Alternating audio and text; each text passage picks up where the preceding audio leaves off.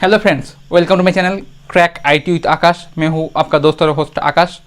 मैं आज लेकर आया हूँ एक्सेंचर का कोडिंग क्वेश्चन के सॉल्यूशंस। मेरे पास एक्सेंचर के पूछे गए पिछले स्लॉट्स के 5 से 6 क्वेश्चन हैं। मैं जो 2-3 वीडियो में इसके आंसर्स में लेकर आऊँगा आपके पास। आज इस वीडियो में मैं 2 क्वेश्चन के आंसर करूँगा। तो आप तो देख ही सकते हैं कि मेरे पास एक्सेंचर का जो क्वेश्चन है वो लिमिटेड है। तो आप लोग अगर मुझसे आंसर चाहिए तो मेरे टेलीग्राम ग्रुप में ज्वाइन हो जाइए और वहाँ पर आप क्वेश्चन भेजते रहिए और मैं उसका वीडियो बनाता रहूँगा आंसर का, अगर मुझसे वो हो पाए तो आइए चलते हैं, आज का जो क्वेश्चन है उसको सॉल्व करते हैं।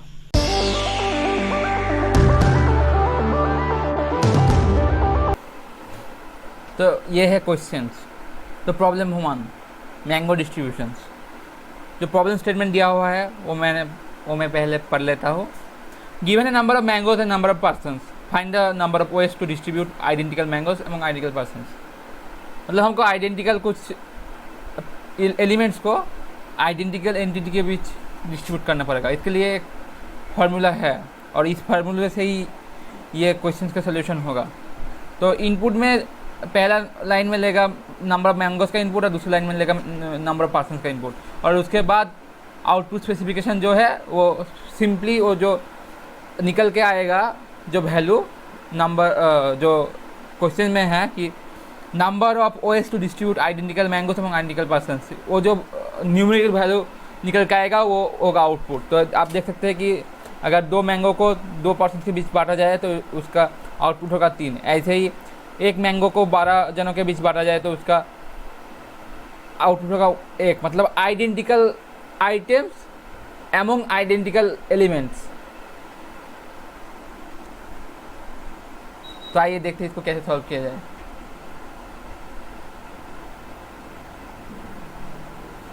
जो क्वेश्चन है तो ये पहले से ही बना हुआ था। तो m equal to input, a mango का इनपुट होगा, n होगा n equal to in input, a line में वो नंबर ऑफ पर्सन्स का इनपुट लेगा। और जो मैंने बताया था ना एक फार्मूला है, वो फार्मूला है ये m plus n minus 1 factorial divided by m minus 1 factorial into n factorial. ये जो फार्मूला बनता है, ये जो फार्मूला है, इससे ही वो identical elements among identical persons का जो प्रॉब्लम है उसका सलूशन इस एकमात्र ओनली इस फार्मूले से ही बनता है। तो आइए इसको हम लिख लेते हैं। तो हमको इसको काउंट करना पड़ेगा, नहीं काउंट नहीं करना पड़ेगा, इसको हमको आंसर को निकालना पड़ेगा। तो एन एस नाम का एक तीसरा वेरिएबल ले लेते हैं और उसके अंदर ये जो वैल्यू होगा वो स्टोर होगा। तो आइए ये जो फार्मूला है उसको हम सिंटेक्स लिखते हैं। तो आप देख सकते हैं यहाँ पर है फैक्टोरियल। तो फैक्टोरियल जो है, फैक्टोरियल के लिए हमको एक फंक्शन डिफाइन करना पड़ता है कि फैक्टोरियल कैसे बनता है। लेकिन यहाँ पर मैं फंक्शन नहीं डिफाइन करूँगा, क्योंकि जो फैक्टोरियल फंक्शन है ये पॉपुलरली यूज्ड है, इसीलिए इसका जो ये प्री डिफाइंड फंक्शन है जो मैथ पैकेज में है। तो हम मैथ पैकेज को इंपोर्ट करेंगे, और अगर हमको फैक्टोरियल फंक्शन को इम्प्लीमेंट करना पड़ता है तो तब हमको ऐसे लिखना पड़ता है मैथ डॉट फैक्टोरियल। तो math dot factorial of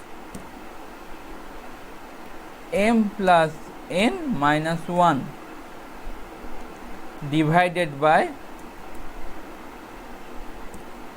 math dot factorial m minus 1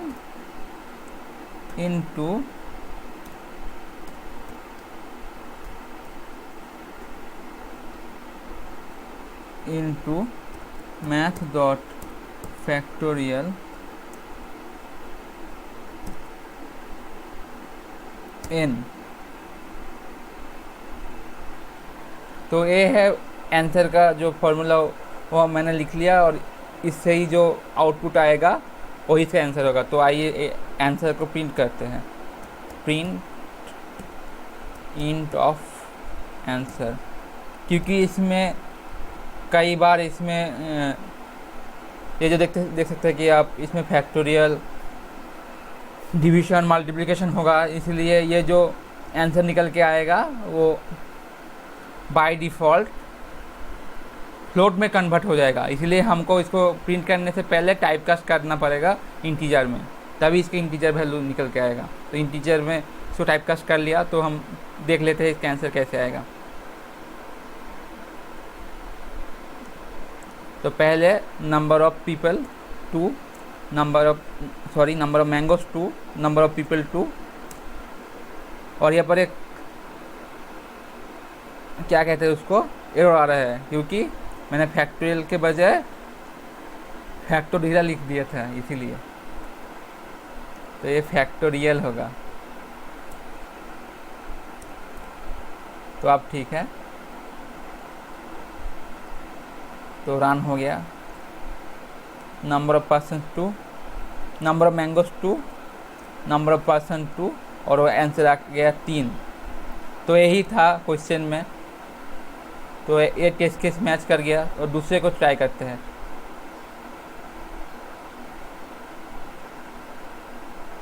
number of mango 1, number of person 12, और आउटपुट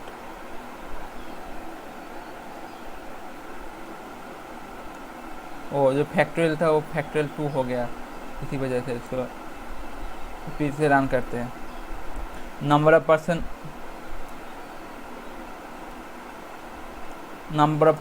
1, नंबर ऑफ मैंगोस 12, तो आंसर आता है 1। यही दिया हुआ है क्वेश्चन पर। तो आइए, पहला क्वेश्चन हो गया। अब आते हैं दूसरे क्वेश्चन में। तो अब देख लीजिए, पहला क्वेश्चन दोनों ही टेस्ट केस मैच कर गया। आइए आते हैं दूसरे क्वेश्चन पर। दूसरा क्वेश्चन जो है वो है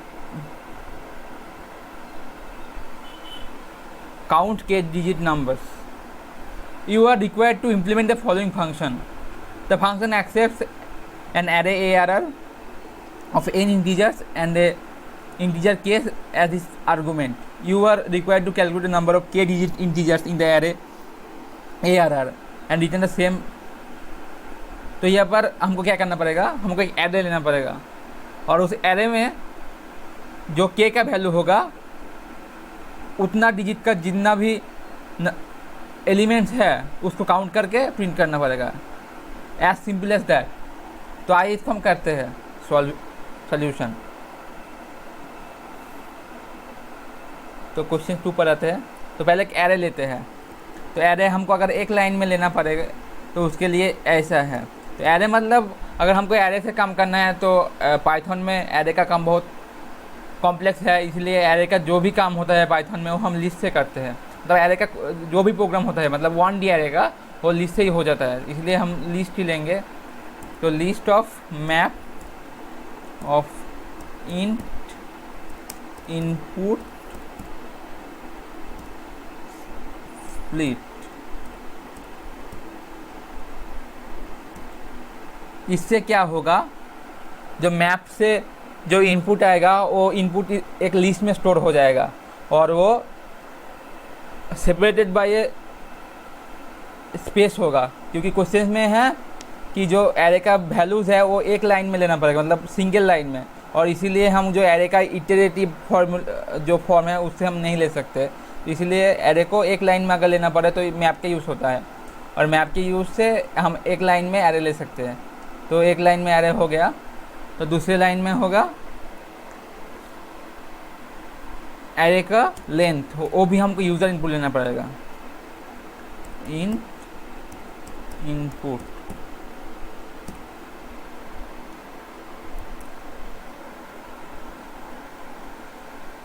और तीसरा लाइन में होगा जो के, मतलब जिसको हमको फाइंड करना पड़ेगा, जो डिजिट का, वो भी इनपुट ही होगा। तो आइए हम सॉल्व करते हैं। तो हमको क्या करना पड़ेगा कि एरे में जितना भी एलिमेंट्स है सबको हमसे जो उसका लेंथ जो होगा उसको हमको के से कंपेयर करना पड़ेगा, और एक कंपैरिजन के लिए हमको लेना पड़ेगा फॉर लूप, क्योंकि फॉर लूप लेने से ही हर एक एलिमेंट को हम इटरेट कर सकते हैं।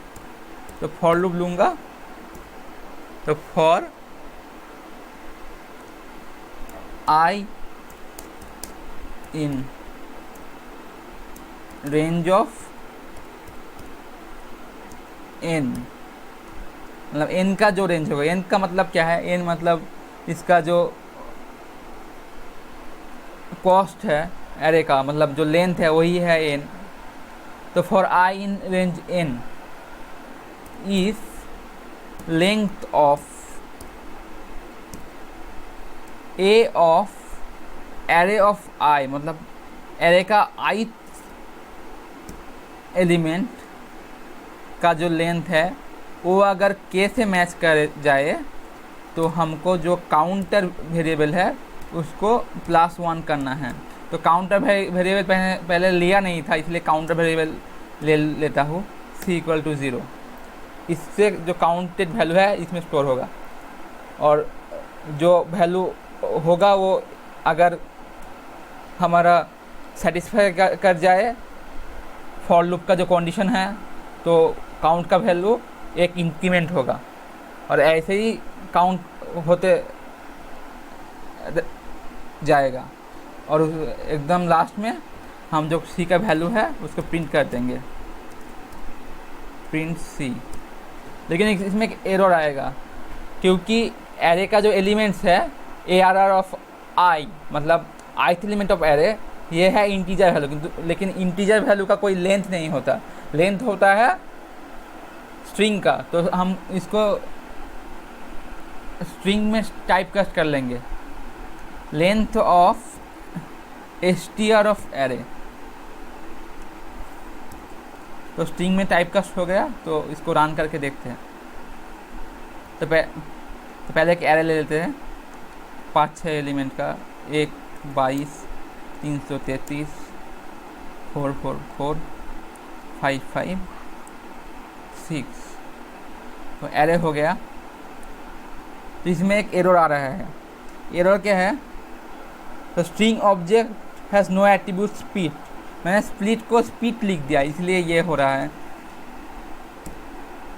तो फिर से रन करते हैं, तो एरे लेते हैं 1 2 2 3 3 4 4 5 5 6।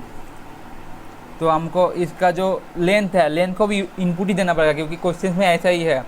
तो लेंथ क्या है, 1 1 2 3 4 5 6, इसका लेंथ है 6।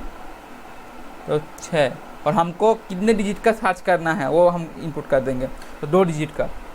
तो इसमें आउटपुट निकल कर आया 2, क्योंकि 2 डिजिट का इसमें संख्या सिर्फ 2 ही है, 22 22 एंड 55। तो आते हैं और दूसरा एग्जांपल ट्राई करते हैं। दूसरा एग्जांपल ले लूँगा 1 2 2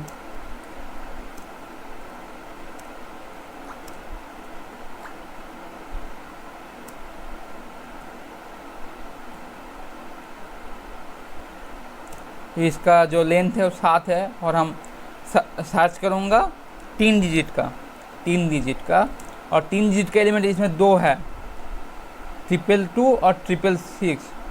तो ये भी सेटिस्फाई कर गया। तो ये जो क्वेश्चन का आंसर है ये बिल्कुल ठीक है, हर एक टेस्ट केस को ये मैच करेगा। तो आज मैंने 2 क्वेश्चन का सॉल्व किया, और भी क्वेश्चन मैं सॉल्व करूँगा, जितने भी क्वेश्चन मेरे पास है मैं सॉल्व करने की कोशिश करूँगा और आप तक ले आऊँगा। और इसके लिए आप लोग मेरे टेलीग्राम चैनल में ज्वाइन हो जाइए और मुझको क्वेश्चन भेजते रहिए, और अगर वो मुझसे हो पाए तो मैं उसका वीडियो आप तक लेकर आऊँगा। ठीक है, तो बाय बाय दोस्त।